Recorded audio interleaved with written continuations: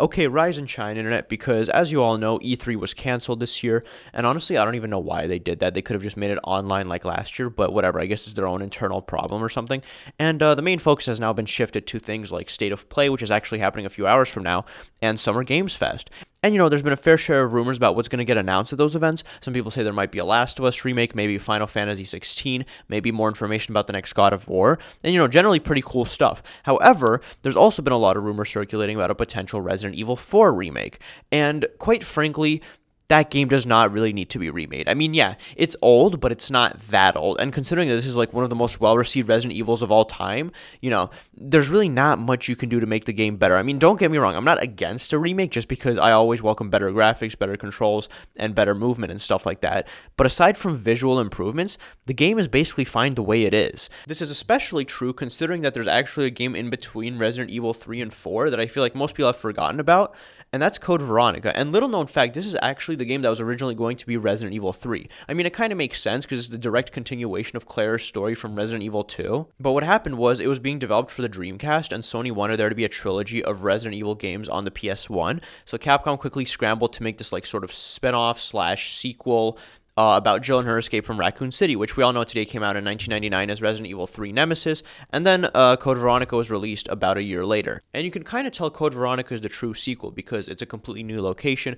it's significantly longer, there's more lore to it, and it's just generally the more fleshed out game. And while I think Code Veronica is a good game, it suffers from some of the most questionable, outdated game design in history. And I'm not even talking about the tank controls here, just like small arbitrary things in the game where if you miss them by complete accident, like you can get screwed over later on in the game and actually in some cases not be able to complete the game because of those things you missed.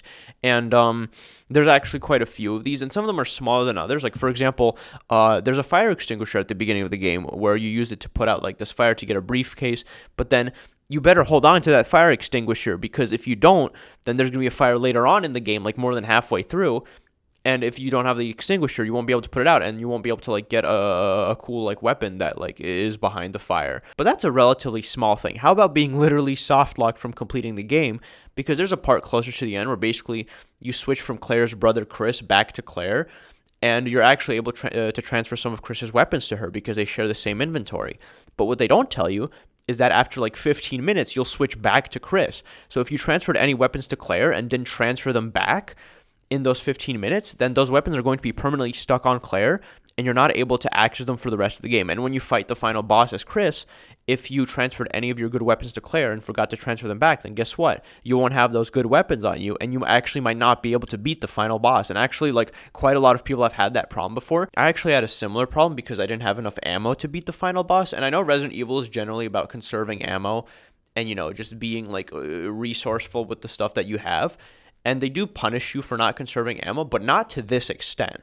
Like, seriously, they should have at least provided you some ammo during the fight to, like, give you a chance to beat them, even if you didn't have that much ammo before, like most Resident Evil games do.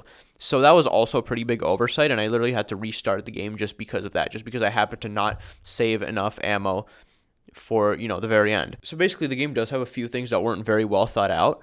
And also another reason why this game should be remade is because it's actually the last Resident Evil game to be done in that classic puzzle exploration style. You know what I'm talking about, like when you go into different rooms and collect stuff to see where it can be used to unlock new pathways and, so on and so forth. Because the games after this take on a more action-based approach, and don't get me wrong, I'm all for it, but I want people to experience what the OG Resident Evils were like, just like the way they did with the Resident Evil 2 remake, which was really good. And as my last point, and this is kind of a small one, but this game was never released on PC. I had to play it on the PS4 because it's a console exclusive, and if they remake the game, they'll be able to port it to everything. So that's also a thing that's worth mentioning. There's actually a fairly high chance of this game getting remade, considering that RE3 Nemesis is significantly shorter and also sort of a spin-off, but it got remade, even though it's not as good of a remake as the second one, but still. So I definitely think we can keep our hopes up for this. And yeah, guys, that's the end of today's video. I hope you enjoyed it. If you did enjoy it, please do consider hitting that like and subscribe button. As always, this is your captain speaking. Peace out.